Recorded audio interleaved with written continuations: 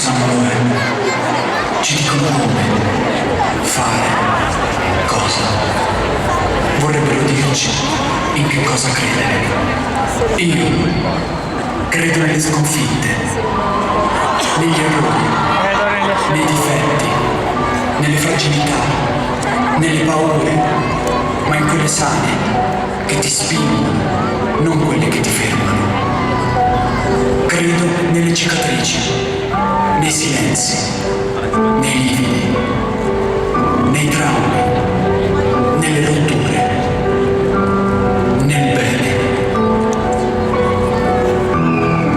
Credo negli altri, alle storie che non conosco, nascoste nelle auto fino al semaforo, nelle finestre con le luci accese di notte. Credo in chi ancora cerca una strada, non credo in chi le strade le distrugge. Credo nei doveri di ciascuno e credo nei diritti uguali per tutti. Alla perfezione, agli sconti, ma credo al sudore, alla fatica, alle conquiste. Credo in chi lotta per i diritti degli altri. Credo nel potere delle parole, nel loro peso, nella loro bellezza. Credo in chi ha perso la vita pur di non perdere le parole.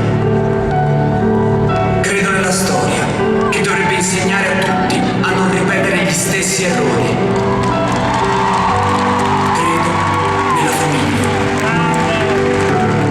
quella da cui tornare ferito per cercare conforto, quella che non ti giudica, che ti abbraccia quando sei triste, che ti nutre quando hai fame, che ti copre quando hai freddo. Credo che questa sia l'unica definizione di famiglia possibile.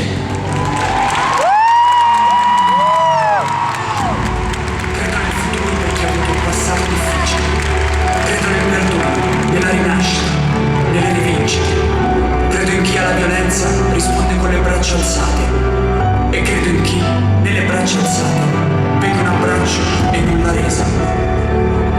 Credo in Lucia, Andrea, Carolina, Pietro, Amanda. Credo ci siano molte battaglie ancora da combattere. Credo in chi le combatterà per gli altri. Credo serviranno forza, parole, coraggio. E credo davvero che non si possa smettere di credere. Credo solo nell'amore. Amore, l'amore ha vinto, vince e vincerà. Credo solo negli esseri umani, in quelli che hanno coraggio, il coraggio di essere umani.